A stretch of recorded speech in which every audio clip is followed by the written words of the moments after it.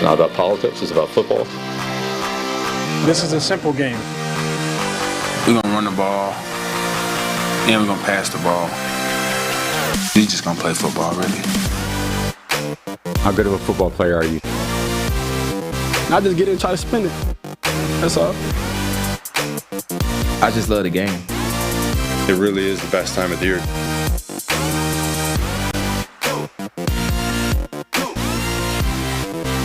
What's going on, everybody? Welcome back to It's Just Football. Trevor Sikkema, and back by popular demand, my good friend Seth Galina here, joining me to co-host this journey with me as we talk about plenty of different things. We're going to highlight our Dogs of the Week, something that you guys absolutely love that I can't wait to hear from yours, the regular season finale. We're going to talk about the head coaching vacancies that are now open after Black Monday is finished on this Tuesday.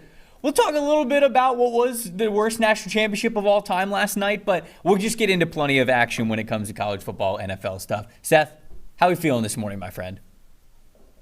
I'm feeling good. Feeling great. I tried my best not to watch any of the game last night because I think we all knew that this was probably a very large probability of a blowout, and that's what happened. And I also just not a big fan of Georgia as a fan of a team also in the SEC, as you are. You're even probably less of a fan of Georgia than I am. So probably, Seth. I didn't want to watch it. Dude, it was I figured that Georgia was going to win this game. I bet Georgia to cover 13.5. Oh boy, did they ever. What I didn't think that Georgia was going to cover the over-under of 61.5 by themselves. Didn't think that one was going to happen. You guys have been talking in the chat already before the show started, talking about some bets that you didn't place.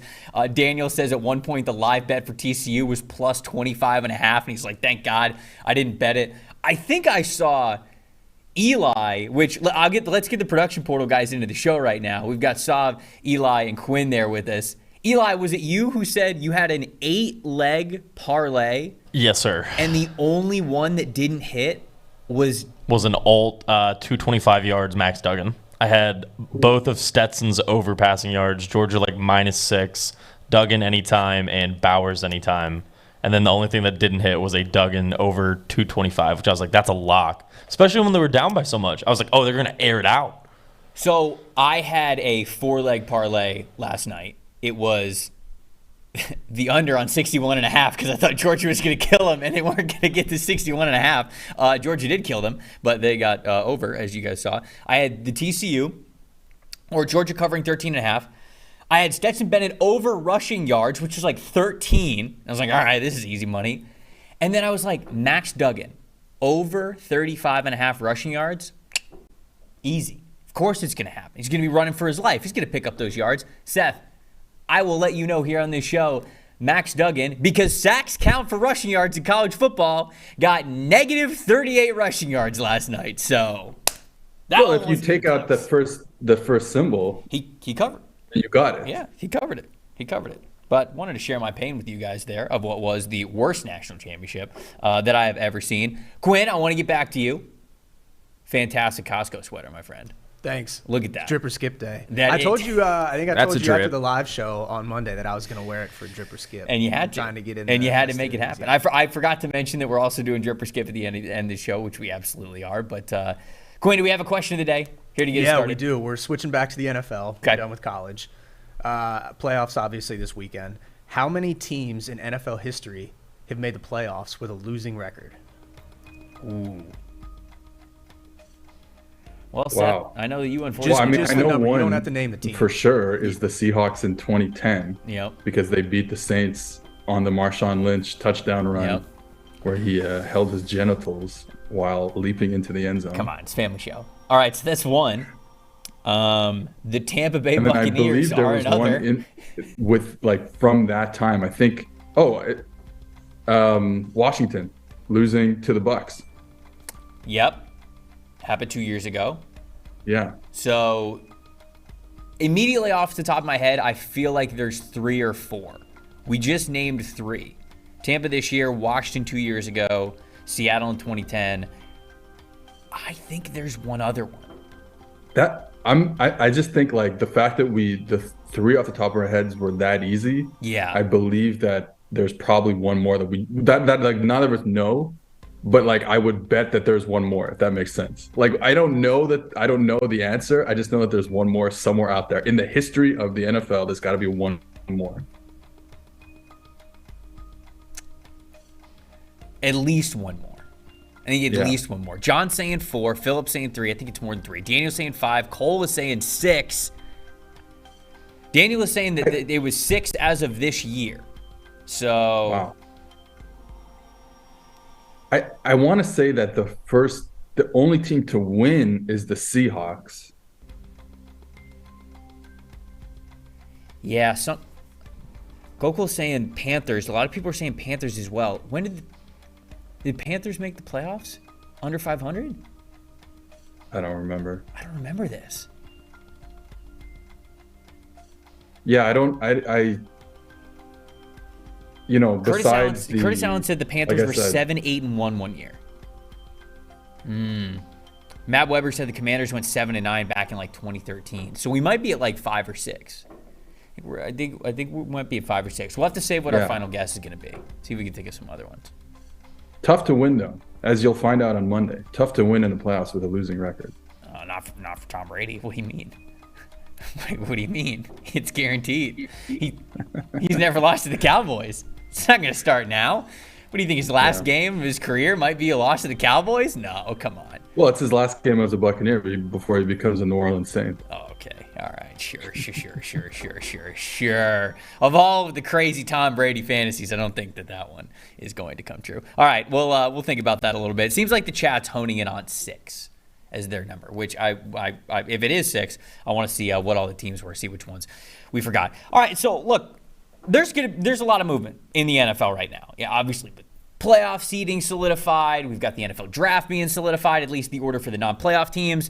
We've also got some teams that are in flux with their leadership. We've got head coaching vacancies that have opened up, some general manager vacancies that are open up. And right now we have 5 head coach openings. We've got the Carolina Panthers, the Indianapolis Colts, the Arizona Cardinals, the Houston Texans, and the Denver Broncos. We don't officially have the Los Angeles Rams yet, although that one could also become available. There's rumors that Sean McVay might be stepping away. So I figured, why not rank them? We love to do that on the show. We love ranking stuff. We love to put our takes really in a linear test, if you will. So Seth, I'm going to start with you. We'll talk about these situations individually. We'll go back and forth plenty, but I would love to hear, of these 5 head coach openings, what's the ranking of most desirable to least desirable in your opinion? Chat, let us know yours as well. But Seth, I'm going to start with you. Yeah, so I went with the Cardinals first because I went Cardinals, Panthers, Colts, Texans, Broncos. And I went Cardinals first just because of the quarterback situation there. Okay. Now, obviously, ACL injury to Kyler Murray. He won't start next season, most likely. But at the end of the day, he is, out of this group, he is the best quarterback that you are going to have. He is, even if these teams out there have, high draft picks or whatever, they don't know what they're going to get from a quarterback they drafted. We know what we're going to get from Kyler Murray, and that is potential for literally MVP level play. And we've seen it before. This year was horrible. They were bad. Basically at every level of the field, they were bad. But this is a team that's made the playoffs before. This team that has been on big winning streaks, that has won a lot of games. So I think you put yourself in a situation where you have the quarterback, you have some pieces, obviously with DeAndre Hopkins, who you're assuming isn't going to miss another 6 games with a PED suspension again. So I really like this team as a number 1 choice. Man, I don't know if you guys talked about it when it happened, but have you heard the rumor, the unsubstantiated rumor, I will say, that alleged. So the Cardinals fired their O-line coach, Sean Kugler, in Mexico, basically, when they were playing there. Yes. And then the rumor was that it was a mistaken identity case. Where, because him and Steve Keim kind of look alike. Where something happened, I don't know what happened, and then this person misidentified Steve Keim as Sean Kugler, so they fired Sean Kugler, and then they realized their mistake later, and now they fired Steve Keim as well. So And Sean Kluwer has like a lawsuit or something. I don't know. I really you're just in it for the conspiracy theory. You're in on the Cardinals because it's a conspiracy theory. Cardinals are Hard Knocks, aren't they? So weren't the cameras already basically everywhere for the years? All footage has been deleted, of course. Oh sure, yeah. Somebody's gonna get it from TMZ. That's how it always works. But okay, I'll start with the Cardinals because, and I know I'm probably, the graphics guys behind the scenes are like, you're going in the wrong order on how we can get the graphics up. But I have the Cardinals last. I have the Cardinals last in my desirable teams because I do hear some of the positives, certainly, of what you were saying. If Kyler Murray comes back and is fully healthy, you do then have a quarterback. Like, that's the most important piece, no doubt about it. And if your head coach coming in with Keim stepping away or them firing him, I can't remember which one was official. I think that they officially said that he was stepping away. You're going to get a new general manager as well. So you hope that that connection, that relationship there, whether they hire a head coach first or whether they hire a general manager first, I would say that it's normally safer to have the structure of hiring a general manager first and then a head coach. You hope that the structure there is good. But man, the rest of this Cardinals roster, I think, sucks. Especially where it matters most in both trenches, on the offensive line and the defensive line. They're just not where they need to be. And they have a lot of money in different areas, like with DeAndre Hopkins and some of the skill position players, but they're just really bad in the trenches. And so it feels like the Cardinals are going to be a while before they're good in the trenches again for that stuff to matter. And when I look at Kyler Murray's situation, not only is he coming off of an injury where he's probably going to miss most of, if not all of next year anyways, he's going to be 27 years old next year, and next year starts that big contract that he signed. So starting next year, he's 27 years old, and he might not even play the whole time. He'll be $51 million on the cap. The next year, he'll be 28 years old. He'll be $45 million on the cap. Then it goes to 55. Then it goes to 43. So it's like, will the Cardinals not be good basically until Murray is 29, 30 years old with 2 more years left on that contract? And it can still all work out on that timeline. It's just tough knowing you're paying a quarterback so much money to really not be good. So I actually have the Cardinals last. I have them number 5. But any response to that? Any response to that I brought up there? No, I have no response. Oh, wow. Okay. All right, great. Well, no, I think you're probably right. And obviously I'm not looking at this from who could come in and make the playoffs in 2023. And that I would say certainly not the Cardinals. I'm probably interested in Kyler Murray as he gets older, playing in a different system. It'll be completely different playing under whoever is the new head coach, whoever is the new play caller and scheme designer there. Going from Cliff Kingsbury, it was such a unique offense for the NFL in terms of everything, in terms of play concepts, in terms of how they communicated the plays, how they huddled, all that stuff. So I think interested to see how that goes forward. So no, I agree with you. I think you're maybe underrating some players, but I do agree that generally this is not a great roster. And especially in the trenches, you're probably going to lose Rodney Hudson again. Mm-hmm. Offensive line is not good. So I understand that. You lose J.J. Watt, who's still playing at a pretty high level. Mm-hmm. But I think the secondary is not bad, has some pieces that are good. So I agree with you that it's not a short-term thing, but I do think Kyler Murray going forward is still going to be a top quarterback, I think. So that's where it is, right? It's like, I believe Kyler Murray is still going to be a top quarterback, even when he's 28, 29, 30. So this is pretty polarizing here. I didn't think that this one was going to be so polarizing. Obviously, I had them last place. I had them 5th in my rankings, but like Cole has Arizona as the top team there. A couple other people have Arizona either number 1 or number 2, and I think a lot of them agree with you. It's because of the quarterback position. It really is just in the eye of the beholder how you are viewing that Kyler Murray situation. So I'll just say my list and I'll refresh yours. We can kind of go back and forth here.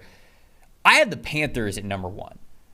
The Panthers, as long as you're okay with how active it feels like David Tepper and just the Tepper family is involved in the football decision-making, like as long as you are okay with having a hands-on owner, the rest of Carolina's situation checks out. They've got a top 10 pick right now. They're going to have a chance to jump up in the draft if they want to go get a franchise quarterback, if they don't want to sit back and get, QB3, QB4, whoever it is in this class. The defense is young, and I think the defense is really nice. They still do have DJ Moore. They've got some good running backs. The offensive line played really great down the stretch, especially for what their reputation and production was early in the season.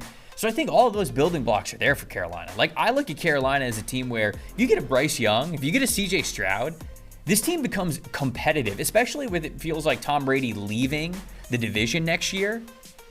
Carolina could easily win the NFC South. They could easily slingshot themselves into success if they go get the right quarterback and young quarterback to invest in, and I think that lines up really well with their winning window. So as long as you're okay with a hands-on owner, which I know can sometimes complicate a lot of things, I like Carolina's spot at all. Where did you have Carolina? You had him. I think you had him second, right? What do you think about Carolina's situation? Yeah, so at the end of the day, it's in a sense we're in the same place there. Obviously, the Cardinals thing we're different, but like we both think highly of the situation in Carolina for the same reasons you mentioned, and I even think this is potential. I shouldn't say this because they've tried this already, but it is potential for a guy like a mid-tier quarterback to do it. And I know I shouldn't say it, but like you saw a little bit of success with Sam Darnold. Obviously, they've tried this with Baker. It didn't work. Darnold really didn't work. Over the 2 years, Darnold didn't work. I mean, we can look at 4 games at the end of the season and say it worked, but over the span of his time in Carolina, it didn't work.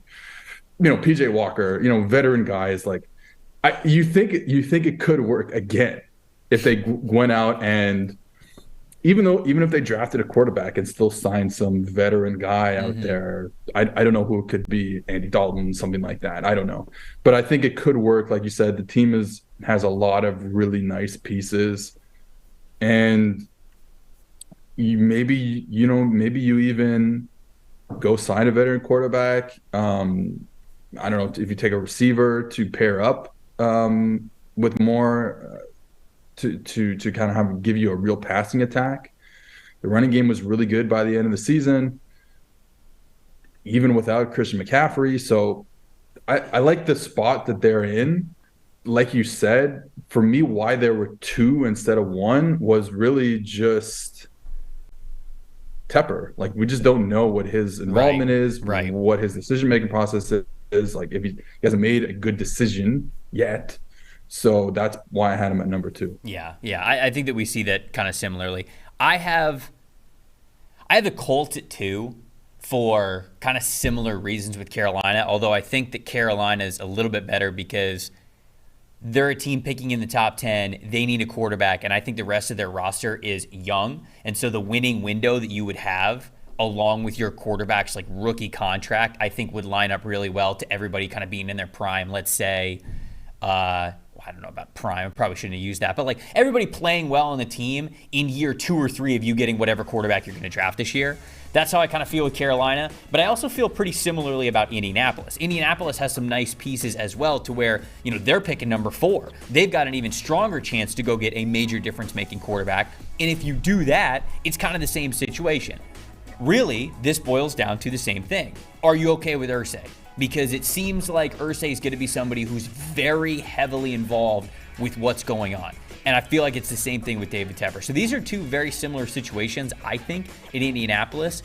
It's just, are you okay with where the ownership is? You had the Colts at 3rd, so they were pretty close to me. Do you see that situation the same, or what's your thoughts on Indianapolis? Yeah, and I think that I was super high on Indies to start this season, so that might be clouding my judgment. You and I had them winning the AFC South because somebody posted a graphic of preseason and it says Seth Galina, Indianapolis Colts, said Trevor Sikkema, Indianapolis Colts, and I was like, thank you for that reminder. Definitely needed that today. Thank you. I just talking about the Colts this season, I just didn't. There was no way I would have believed that Matt Ryan's arm would fall off, basically. And the offensive line would be bad. Because I think the thing we saw was like, okay, Matt Ryan still has some high-level play in him, and he's going to go behind an offensive line that he really didn't have for the last few years in Atlanta, and neither of that happened. Yeah, right. So clearly this team is not at all like we thought it would be. And like you said, you hit on a quarterback at 4, everything's good. I do think Irsay has made some good decisions in the past up until Jeff Saturday, who might be their head coach next year. So No, that's a can't. little bit Yeah, of he a came out today concern. and said that Saturday is a legit candidate. So Yeah, so that's that would be my little bit of an issue. Obviously, look, your head coach can still make some good hires, let the OC who he hires, the DC who he hires, the position coaches do their job, and he can still end up in a good spot. But they also don't, receiver play has been mid, defense is generally mid. Like I said, offensive line, Matt Pryor, really, really bad at left tackle this year. That's kind of why they were, as a whole, they were bad. Quentin Nelson did not have his best season. No, so it's it's just not as good as I want to believe it is. And so you're in a position where you got to hit on the quarterback, which is like, you don't want to be in a position where you got to hit on the quarterback. But at least they have the resources to maybe be able to do it, right? It's better than like a Washington Commanders, right, where they're not even picking in the top 10. And it's like, all right, we got to hit on a quarterback, and it just makes it a lot more difficult. I think the Jets are in the similar situation, right? Barely miss out on the playoffs. They're picking later in the draft. They basically just need a quarterback, but how do you hit on that? It makes it a little bit more difficult. I did want to move on to the Broncos.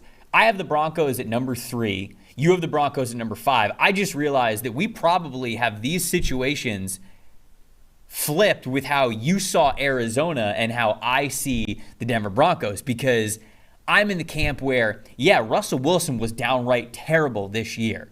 But if you get the right head coach in there, let's say they go get Sean Payton, right? Like let's say they hit the dream come true, they go get Sean Payton, and Sean Payton, as an incredible offensive-minded head coach, figures it out with Russell Wilson. Well, if he does, this team makes the playoffs next year. Like this whole roster for the Denver Broncos is really damn good. And so that's why I think I had to put them at number 3. Yeah, the Russell situation's bad. Yeah, it's easy to really criticize it, but like if it gets turned around, everything is there. They need to upgrade the offensive line a little bit, but you're getting Javonte Williams back. The defense is still great. Like that's why I put the Denver Broncos at number 3. There's not a lot of flexibility, but there's still a lot of promise that exists with the roster as it is right here. So I had him at 3. You had him at 5. Talk to me about the Denver Broncos. Agree with you. Really good roster in a lot of different positions. It really comes down to what do I believe is the future for Russell Wilson, and we're talking about a quarterback who's in his mid to late 30s now. I'm going to look up his age as I talk, but I think this is it. This is who Russell Wilson is now, and I think so he'll be 35 next season. 34 right now, just turned 34. He'll be 35 in the middle of next season. You don't change at this point in your career. In fact, you probably don't change really that much over the course of your career. Now at 34, 35, like it was bad. The accuracy was really bad. I think that to me is the main thing where I think it could change. There really is a split there from Russell Wilson before his finger injury last year in Seattle that caused him to miss some games, to from that when he came back in the middle of last season to all of this season where his accuracy just fell off. So I think potentially he figures that out and then you're okay. But everything else about Russell Wilson, I don't know if that's going to continue to his play style that led him to all the success. I just don't see it continuing on at this age. The mobility, the deep ball throwing, I just don't see it. So that's kind of where I am. And then you're stuck with him. Right. And that's the thing. It's like, if this was a shorter contract, you look at the Matt Ryan situation, like very different in terms of the contract length and the contract amount, but you are stuck with him for however long. Again, like the defenses should be still really good. You're hoping they keep their defensive coordinator, Ejiro Evero, who's really good. A lot of good players there. Receiving core, like you said, running backs, really good. So a lot of things to like. I don't know where Russell Wilson is, and I don't have a high expectation going forward. Uncle Dusty said he's more optimistic about the Broncos. I know there's some people, it's split. A lot of people are saying, hey, you can't believe in Russell Wilson anymore. And if you do, this is the worst situation possible. Like if you don't believe Russell Wilson is salvageable, what he's going to cost on that cap space, how the good players are just going to trickle out from Denver because they're not going to be able to retain him. You're basically going to have to reset a winning window anyways once you can move on from Russ's contract. Like, it's going to get really bad in Denver if he can't be fixed. But if he can, then the rest of the stuff is there. They have put together a really good roster. So we'll see. Last team that we didn't talk about, I have the Houston Texans at 4. You also had the Houston Texans at 4. There are a handful of people who believe that Houston was the number 1 situation because of the draft picks that they have. They've got 2 top 12 draft picks. One of them is at number 2 overall. They clearly understand where they are. They are in a rebuild, and they want to rebuild that roster. So it's an all-in thing. It doesn't seem like there's going to be unrealistic or wavering expectations for the Texans. What do you think about them, though? I had them low at number 4. You had them low at number 4. So what's your thoughts with this situation overall? I think a part of it is obviously just not a lot of good players on this roster. They will have draft picks. We know that. They're going to get draft picks back from the Cleveland trade as well. So there's potential there. I think as a franchise, them going back-to-back firing first-year head coaches is not a good look. Yeah. Them, the rumors about them wanting to hire Josh McCown, like without any head coaching experience, like that's not a good look. So I think that's where I am with like where they are as a franchise. I want to see them be competent, right? It's just been a long time. Even having Deshaun Watson and having some good years, it just never felt like they were a competent franchise. So that's where I am with them. It's just I think, like, why would you want to go there if you are a head coach candidate, a top one? Obviously, a head coach in the NFL is going to garner a lot of interest, but it's like, would a Sean Payton go there? No. Right? Like, if you're like one of the top guys who's sought after, would a Harbaugh go there? The health of this franchise is very, very odd. I am hopeful for new jerseys. Oh. Are they I getting think new they are jerseys? going to announce new jerseys this offseason because they've never changed their jerseys in their history. That would change my opinion about things. Of course. It has to. Yeah. That's really the only thing that I care about. Look good play. I didn't even, if I didn't even factor new jerseys going into this. Maybe I'd bump them up over the Broncos. Maybe I'd put them at 3 just to know that they're wiping the slate clean. It's new jerseys. It's new look, new me. They got the draft picks now. No, but in all seriousness, I do see it similarly to you. They have the draft capital, and I think it is tempting anytime you have that draft capital that they got from the Watson trade to really feel like, oh, yeah, as a head coach, you can mold this roster however you want. You can, but, yeah, the culture in Houston has not been good, certainly going back to Bill O'Brien's time there. And even, when Bill O'Brien was in charge, and it's almost like they gave him Bill Belichick kind of control over that roster, and it just felt very much like a dictatorship with the head coach just having too much power over what was going on. And it's just, you're right, it has not seemed like a healthy situation, a healthy franchise in a long time. So that's what we think. That's where we had these 5 head coach vacancies ranked. Seth had the Cardinals at number 1. He had the Panthers at 2, the Colts at 3, the Texans at 4, and the Broncos at 5. I had the Panthers situation at 1, the Colts at 2, Broncos at 3, if they can figure it out with Russ, Texans at 4, and then the Cardinals at 5.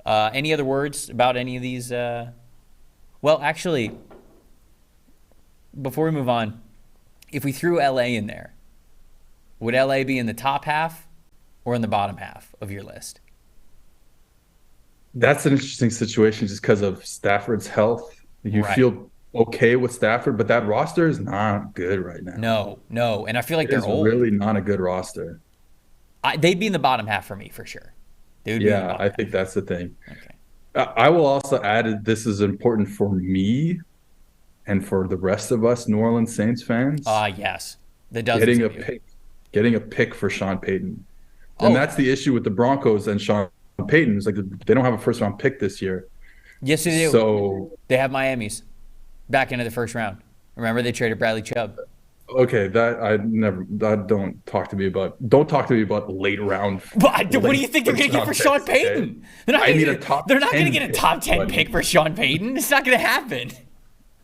That's the only thing I care about.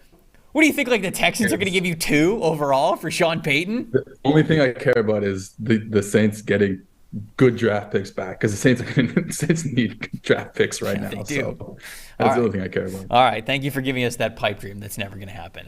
Let's move on. Let's get into one of everybody's favorite segments here on this show. It's Tuesday, which means it is time for Dogs of the Week. And I'm not going to forget the intro this time. He gets after it. He's a dog. Dog. He scored 5 touchdowns. Dog. He's a dog. He's a dog. He is a dog. Absolutely. Seth, who is your first Dog of the Week from Week 18, the regular season finale in the NFL? Who you got? Kendall Fuller, cornerback. Oh, nice. Washington Commanders. Nice. What's the mascot name? The Washington Hot Toddies? The Washington Tutters? it's like I think it's General Tutty. Is that what it was?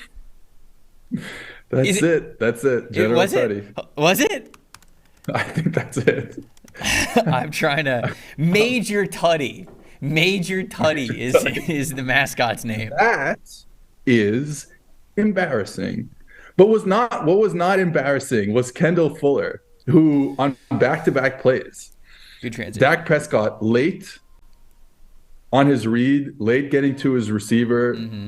Kendall Fuller breaks on the ball, dives in front of it, gets his hands on it, drops it. Would have been a pick six. The very next play, jumps an out route, takes it back to the house. Wow. Had 2 really good forced incompletions as well. Like you see, 93.2 grade, 0 completions against on 7 targets. Holy cow. And just an incredible day by Kendall Fuller. The almost back-to-back pick sixes, but at least he got one. Wow. That's super impressive. 0 completions against on 7 targets is super impressive. You don't always get redemption that quickly. So it's nice to hear a redemption story that just is able to, boom, make up for your mistakes. You're able to move on and make things happen. Okay, my first Dog of the Week. You guys have already been saying it in the chat. I'm looking at the chat, looking at some of the early shout-outs for Dog of the Week. But have to agree with you here. It's Buffalo Bills utility player, kick returner extraordinaire, Nyheim Hines. I had to give my first Dog of the Week to Hines, if nothing else but for giving us an unbelievable moment this past weekend where it was the first play for the Buffalo Bills since all of the emotion that they have gone through with the Damar Hamlin situation. And what happens? The ball gets in Nyheim Hines' hands, and he takes that open kickoff back for a touchdown. It was just such an incredibly beautiful moment. And not only that, he did it later in the game, too. Those 2 kick returns for touchdown weren't just, oh, what a cool story, what a nice story. They were critical for them beating the New England Patriots that day, locking up the 2 seed, making sure they get some home games in Buffalo during the postseason run. He's only the 11th player in NFL history with 2 kickoff return touchdowns in the same game, and he is the first in over a decade when Leon Washington did it in Week 3 of 2010. So just an incredible moment, but even more so than that, an impactful one for the game, for the result, getting Buffalo where they want in the playoff standings. So had to give a shout out to Nyheim Hines for what had to be the best moment of the weekend. I think here's the issue with this. Mm-hmm. You had first pick. I did. So you got first pick, so you're going to take Nyheim Hines. I was going to take Nyheim Hines. I got first pick in okay, this all right. in You know the what? dog draft. Okay, It's fair. That's fair. The people needed to know the truth, and that is fair. I submitted my list before you did, so you couldn't pick any of the 3 guys that I had on there. So Seth clearing his name, making sure that he's blameless, and he wants to make sure that he would have had Nyheim Hines on that list. All right, who is your second Dog of the Week? Rookie tackle for the Seattle Seahawks, Abraham Lucas. Could have said Charles Cross as well. Both had good games. Lucas, 0 sacks allowed, 0 pressures allowed, 0 hits allowed. We even had him at 0 pass rush losses. So just an incredible day from him. And honestly, this has been the issue for the Seahawks over this kind of last stretch of the season where they kind of fell behind and kind of sneaked into the playoffs with their win against the Rams and then the Lions win against the Packers. The 2 tackles who looked really good at the beginning of the season did not look good during this kind of middle part, end of the season. They got a good game from both of them. Now, obviously, not a great pass rushing threat from the Rams this late in the season. Then Leonard Floyd's still there, but really no one else. Michael Hoyt is the other pass rusher. But they got the job done. Both of them got the job done. Like, you see, the numbers from Lucas were excellent. And if they can keep Geno upright, going to be a tough test against Bosa and that 49ers D-line this weekend. And they haven't had a great success this season against them. But if they can, the Seahawks will have a chance this week. I love it. I love the shout out. Seattle's rookie class this year has been unreal. Finding 2 bookend offensive tackles, Tariq Woolen, Kenneth Walker, and getting Boye Mafe in the fold as well. I mean, Kobe Bryant. Like, it's just an unreal draft for the Seattle Seahawks this year that is giving Pete Carroll new life, it seems, in his head coaching career as the oldest head coach in the NFL. A lot of people in the chat are shouting out Jamal Williams, 16 carries, 72 yards, 2 touchdowns, and, of course, an emotional, unforgettable post-game interview where he's just talking about what they've been through this year, the journey that the Lions have been on. So, people definitely wanted to shout that one out, so I had to shout that one out. My second one, I'm going down to Jacksonville, the Jaguars, when they were playing the Tennessee Titans.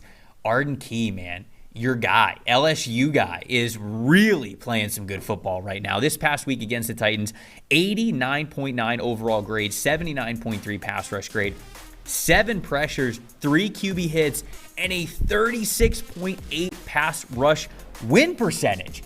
Guy was all over the field, man. I love how Jacksonville is using their defensive line. They're putting guys in a lot of different situations. They're very fluid with where they align Arden Key, with where they align Josh Allen, what they're doing with Trayvon Walker. There's just so many guys that they're mixing and matching and putting all over the defensive line, getting very creative in how they are attacking the pocket. And Arden Key seems to be having an incredible stretch of this season. So really wanted to shout him out. There were multiple times when I was watching that broadcast live that I was like, whoa. You know, you're looking at a defensive lineman, you're saying, okay, Trayvon Walker's going to make a difference or Josh Allen's going to make a difference. And I kept looking up, and 49 was the guy making the plays. Arden Key was the guy who was in the quarterback's face. He was making life hell for Josh Jobs this past week. So how do you give Arden Key a shout-out for Dog of the Week? The key thing, obviously, such a great, I think sophomore season at LSU, put him on the board. Everyone was like, wow, this is the next great pass rusher. Ends up just not. There were some issues that season, the off season after, where you're still at LSU and didn't come back as the same player, let's say. But we knew the talent was there. And I think, you talked about his alignment, playing a lot inside, especially on pass rush downs, started last year with 49ers. Like, they used him in interesting ways, and it's kind of carried over to this season. You also have to add Josh Allen had a great day. I think he had 7 pressures as well. So Arden Key, Josh Allen, Jaguars defense coming alive at the right time. Yeah, no doubt about it. Daniel shouting out Aiden Hutchinson again for a fantastic regular season finale. Hutchinson was awesome. Victor said you got to shout out Kenny Golladay for scoring his first touchdown as a Giant in Week 18. Definitely need to do that. Too. What'd you say? Sick. He caught it like he was like being draped. It's an incredible catch. He caught it with one hand. Incredible catch. James says shout out to Tyler Algier. Got over the 1,000-yard mark on the season, which was awesome to see. Foye Aluakon for the Jags, all over the field. Getting some votes for him as well. Kenny Pickett, we got a shout out from Logie. He's giving Kenny Pickett a shout out. Good game from Kenny Pickett. Good season. Good end of the season for Kenny Pickett, I think, as well, too. So that's just a nod to the end of the year. But who's your third guy? Seth, who's your third dog of the week? So my third dog of the week, Lions interior defensive lineman Isaiah Buggs. Ooh. Not having the greatest season, however, big time game against the Packers. And what I really wanted to show out was, early in the game, Packers get down to inside the 10-yard line, and then back-to-back plays. They ran the football right at Buggs. He destroyed the center, made tackles in the backfield. That held the Packers to a field goal. And in a game like that 4-point swing basically almost won the Lions the game. So, and just a good game overall. So you're seeing here 80.2 run defense good. A lot of TFLs, run stops, dominating the center, like I said. Really good game from him, and it helped them win the game. Love it. I love when we give shout out to guys who aren't having obvious, incredible seasons, but have really impactful weeks. And I think Isaiah Buggs is a great example of that. I'm curious to see if anybody in the chat can echo that. My last one, this guy has been a dog of the week. Like, it might just be 4 weeks in a row right now. How do I not say George Kittle? George Kittle since week 15 has been unbelievable. He has a 92.5 receiving grade, which is the best in the NFL. This is over the last 4 weeks. 265 receiving yards, 7 touchdowns since week 15. 4-game touchdown streak, and he's had 2 TDs in 3 out of the 4 of those games. Brock Purdy has unlocked George Kittle back into this passing offense. And when you throw George Kittle in with Brandon Ayuk, with Deebo Samuel when he's healthy, certainly with what Christian McCaffrey is doing, that's a ton of different offensive weapons that you absolutely love. Jawan Jennings too, wanted to shout him out. Like, it just, that Seahawks offense and that Seahawks team in general feels like the scariest team in the NFC. And I think a big reason why is because every time they get down into the red zone, every time they get close to the goal line, they know that they are getting 7 more than 3. George Kittle is a massive reason why. When you can have that much success in the red area, you got to get a dog of the week shout out. I know that we've talked about him so many times on this show, but how do we not give him this honor once again? So I'm going to say George Kittle. I have a bonus dog of the week. Okay. We started our flag football season this weekend. Nice. Are you playing or coaching? I'm playing. Okay. He's going to give it to himself. We're playing co-ed. Okay. And our quarterback, she is making her debut playing co-ed. I played a lot on the women's side, but first time playing co-ed. Yes. Starting quarterback, first game, Maud Lacasse, 17 for 21, 181, 6 touchdowns, and a pick. And the pick was my fault, so. Were you the receiver? Yeah, I broke my ride off too early, thinking she was going to notice it and throw me open, but it was my fault. Taking blame, taking responsibility, that's important too, but hell of a stat line. Love to hear it. Did you guys win? You got the win, right? Come on. Yeah, it was 38-14, I think. Okay, all right. So it was so you missed Georgia TCU because you had your own Georgia TCU that was going on, is what you're saying. Yeah, I did my best Brock Bowers impersonation on the field yesterday. Oh man, I don't know about any of that, but I love the shout out. I love the personal shout out, getting the personal life shout out for the for dog of the week here. All right, I love this segment, and I'm so glad that we have Seth here to do it with us. It's Drip or Skip, baby. We're taking a look at some of the NFL's fashion statements going into their Week 18 games. Seth, I don't know if you've seen this on the show or how much Sav has let you know, but we're going to pick out, I don't know, anywhere from 8 to 10 different pictures, and you've got to let us know, the fashion icon that you are, you've got to let us know whether it's a drip or skip. Sound good? Yeah, no, you've hung out with me so much, dude, and I appreciate you calling me a fashion icon. You can see it. You have the vision. Yeah. There's just a lot of leather, every time. There's just a lot of things that I don't think could work. I don't think they could work. And then Seth wears it, and I'm like, damn. I mean, I guess it can. So, all right, let's get into it. Quinn, who's the first one we got this week? We got a lot of them this week. I believe we have 10. First one is Devontae Smith. Okay. All right. So we're gonna show these on the screen. Chat, you got to let us know as well. Is this drip or skip? Oh. Seth, this is drip. This is an easy one. We're starting off easy here. It's drip. I'm not a big fedora guy, but he pulls it off. I do like once in a while the turtleneck under the blazer. Yes. And it's a good look. The contrast between the tweed, I guess that is. I'm making up words here. The tweed and the cream turtleneck. I think it's great look. Also a great receiver, so drip. That's true. I think the confidence of the game has to go into the fashion statement. I think the colors worked out very well. Devontae Smith has been ahead of the curve when it comes to fashion statements as young NFL wide receivers getting into, who they're going to be fashion-wise throughout the league. So Devontae Smith, definitely a drip there. He's had multiple drips throughout the season. Who's next? Who we got next? Speaking of turtlenecks, it's Joe Burrow. Oh, I was about to say, Burrow did the same thing. Burrow did the same thing this weekend. You know what? Burrow's got great style, okay? Burrow has really great style. The glasses always throw me off with Burrow. I cannot get behind the glasses. Always throw me off. Seth, what do we think?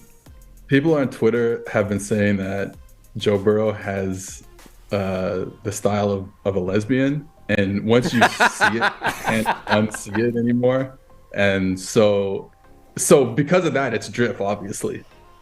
Which, I mean, it was always going to be drip. I really just wanted to know, can you get down with the sunglasses?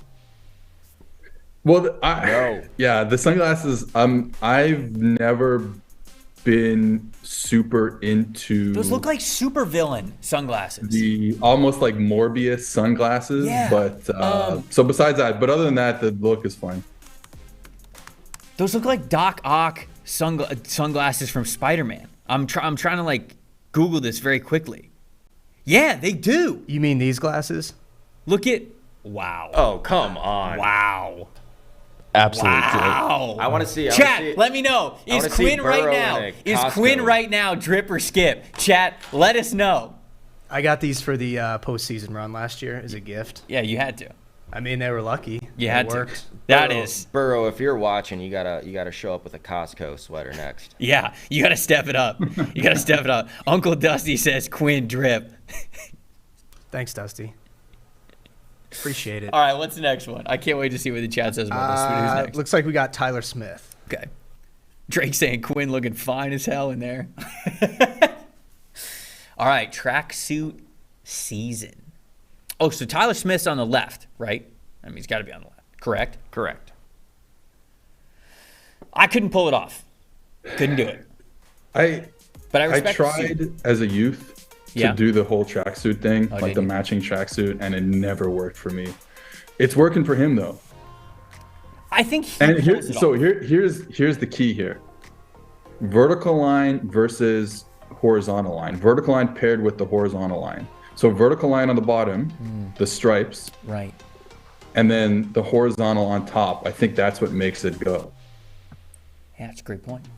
That's why you're here. We're saying drip? That's why I said something. For him, it's a drip. I got to give it to him. It's a clean look. Anytime you are like that coordinated, it's hard to mess it up for me. I've never done the tracksuit thing. At least I don't think. Like I would do the like you go to like Under Armour or Nike and you'd buy like a matching sweater or hoodie with the same color like sweatpants or whatever, and so you're like monochromatic like that. I do that, but I don't do I don't think I've ever tried a full tracksuit, like same style tracksuit. So we're giving it a drip though. We're using a lot of words that I've never used in public before. This is monochromatic, horizontal stripes. You've never used the words horizontal stripes before? Never said it before. All right, what's next? What we got next? Speaking of monochromatic, yes, check out David Bakhtiari. Okay, I didn't read it.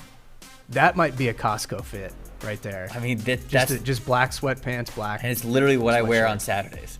Every Saturday. Like, probably the simplest drip or skip we've had. I love the innocent, just like, just like the wave too.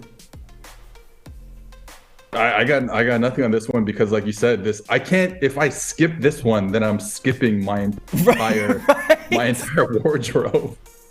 So it has to be drip. It has to be a Saturday walking the dog drip. Everybody's out here skipping this one. Were they skipping the other one? Yeah, they're skipping the other one. This one is so definitely skipping the a drip. other one. James saying skip. James, I'd like to see your closet, my guy. Everybody seems to love this one, honestly. You have to. You have to. If you're walking out, if you've ever, at any point, walked out of your house, you've been wearing this exact fit. Dark hoodie, dark sweater, dark pants, white shoes. Yeah.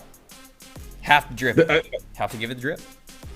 That's my going to get the mail look. Yeah, exactly. And it's clean. Yeah, it is. It is, Who's next? Who we got next? This one's crazy. LaVisca Chenault. Oh, I didn't see this one. out. What's? Oh. Wow. All right. I love Seth's fate there.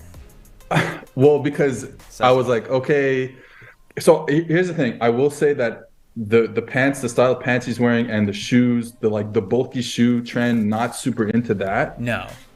And the pants being 2003 emo style, not into that. However, the cardigan, no undershirt. No undershirt. I could get into that. I'd have to do a lot more chest presses, but once I get there, I'm gonna do it. I just want to say, I could never pull this off. He does. So I think for Laviska, I have to give it a drip, but I don't know if there's a single thing he's wearing that I could even remotely pull off. Personally, it's a skip. I know where I am. I know my limitations. I know my fashion boundaries. I'm going to come in tomorrow and just wear this exact fit. I'm also thinking about cardigans in the future. Not like this, but like just in general. Like I'm thinking about more into cardigans? They're on my brain. Like you're saying you getting more into cardigans? Yes. Okay. Yes. The three things that I'm thinking about, they're bubbling around in here. Uh-huh. Cardigans. Yes. Vests. Not like winter vests, right? Like you wear outside. Overalls.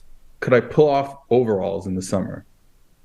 No. I asked the chat this. No. Okay, that's the answer. No. Chat, you don't have to answer anymore. No. I also don't know I also don't know who pulls off overalls, you know?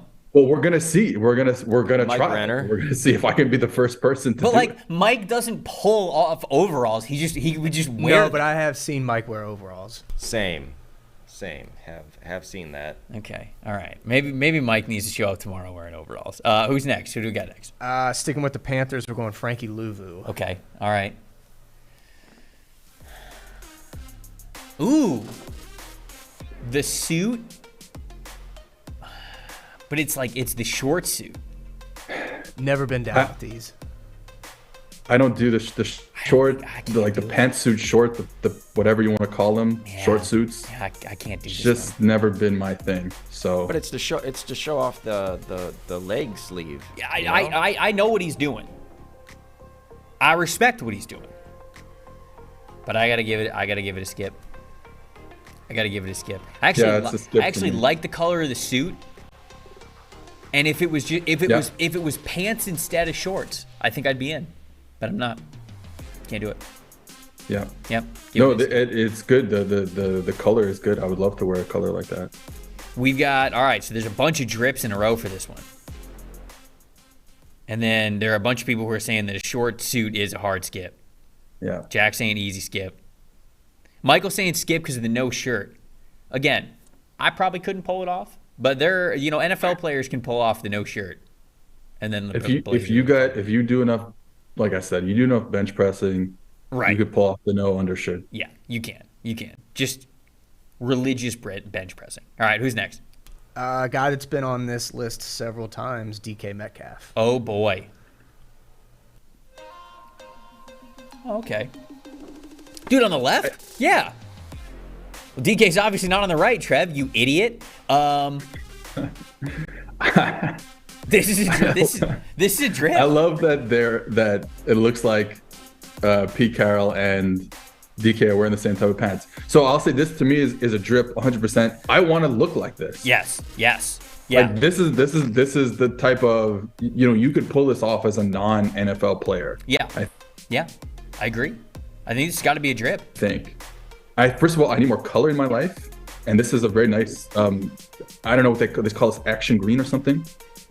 The chat will tell you that I don't own a shirt that's not a neutral color, which is almost entirely true. Not completely true. Throwback to when we had the Louvu thing. Someone said, no shit, you like the color of the suit, it's gray. Speaking about you, Trevor, and I was losing it.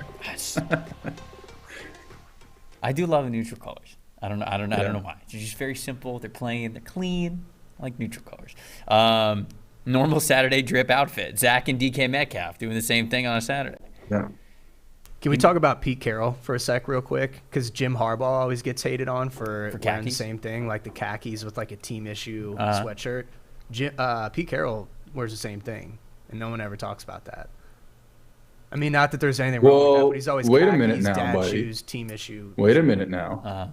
Pete Carroll wore a hat on the sideline today for only the second time in his career. Oh, he did wear a hat.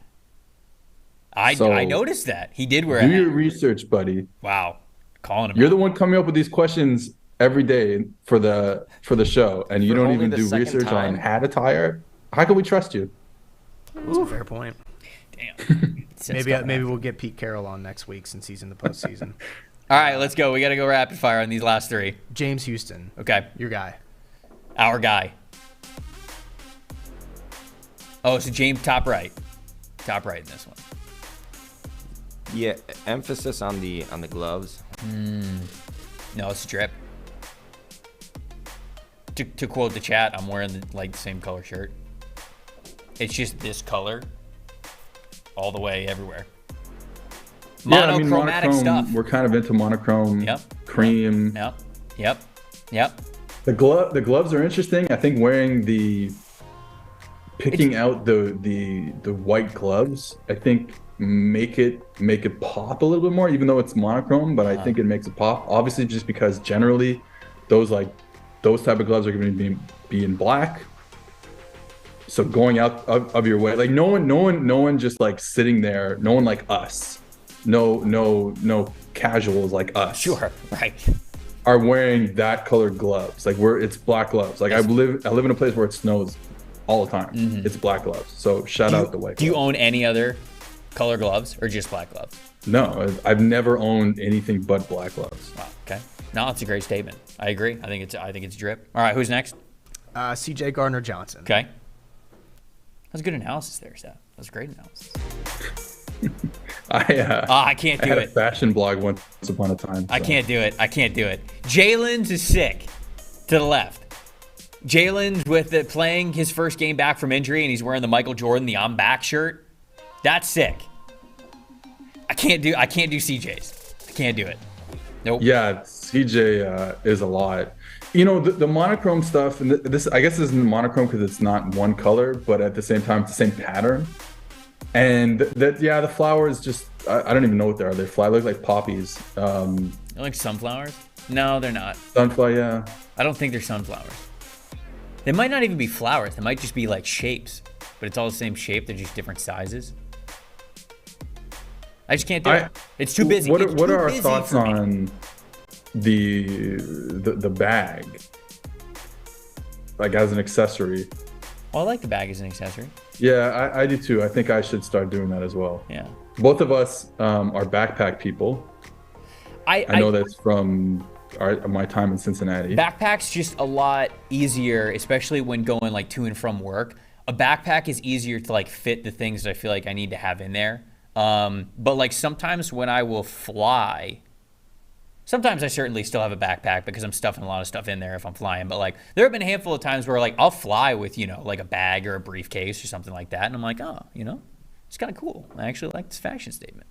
So maybe that'll be what we do more in 2023. Me and you. We just be like, bag people, less backpack people. All right, last one.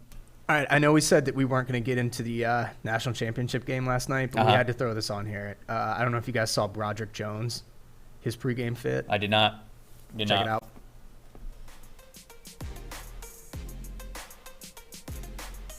Yeah, it's drip. It's drip. That's it looks like the Scarecrow mask from Batman Begins. Oh, yeah, it does. Yeah. So if that's the case, then it's drip for sure. I don't want to know how much he paid for that. I don't. I really don't. But it is drip. He looks intimidating. He looks extremely intimidating. Yeah, it's a lot. It's a lot to handle here. I'm not lining up across from him. No, of course not. No, can't do it. Can't do it. Wouldn't do it. Then that's what makes it. Yeah, someone in the chat said he looks more like a mummy than the Scarecrow, so that's maybe a little bit. Changes my opinion a bit, but yeah. Okay. No, James is right. The level of confidence that makes it a drip, and I agree. We're officially going drip. We're going drip here. All right, I've got to get out of here in a couple minutes. Running up against the wall, but Seth, while we got you on, I want to know your favorite wild card round bet for this upcoming weekend. What do you got? I hate to do this. I really hate to do this. It goes against everything in my whole being, and it's going to make you happy, which even makes it worse.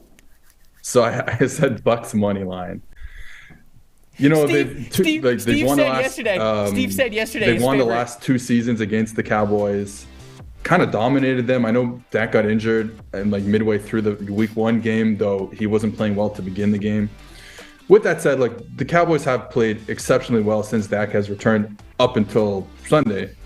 But at home, the Bucs, there's still a good roster. I know I don't want to believe in this team anymore, but it's hard not to because of the names on the paper. So Bucs money line, I think, is the way to go, or even just Bucs +3. I mean, that's the bet. That's why you're a good friend, even when you don't want to be. Dude, Steve said yesterday on the show his favorite long shot bet was Bucs +2,500 to win the Super Bowl. So we're on back-to-back where the guests are picking the Bucs in the playoffs. And all I'll say is you guys have a lot more faith than I do, because I wouldn't be touching any bet with the Buccaneers at the 10-foot pole.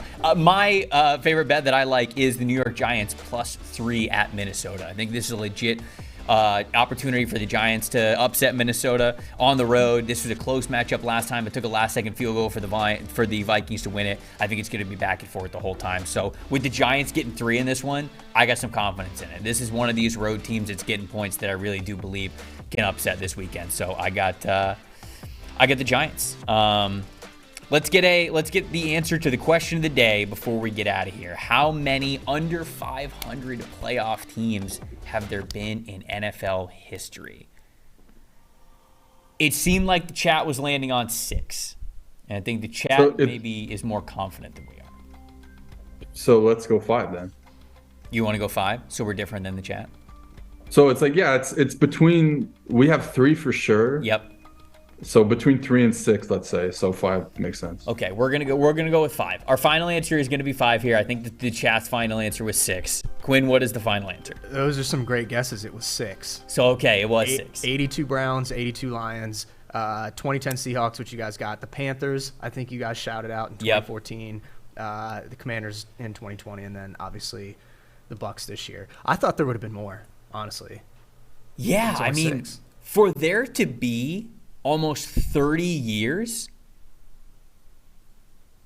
with no under 500 team making the playoffs, little surprising. Well, not a lot of playoff spots in the NFL up until 2 years ago. That's a good point, too. That's a very good point, too. Should have factored that in. But, I mean, yeah. I was happy with our guess. Jason said another L. Get out. Will you guys calm down? Will you guys calm down over there? Do we have a chat champ for the day? Who we got as chat champ? Yes, we do. It's Coltrane. First one to get the question of the day right. Right on it, too. It was incredible. Congratulations. Shout out Coltrane. Cole's always in the chat, making things lively, getting in on discussions. Logie said, Trev's got to retire from trivia at this point. Absolutely not. You wish. We're coming back for revenge on Thursday. I'm going to be here, ready for it, leading the charge.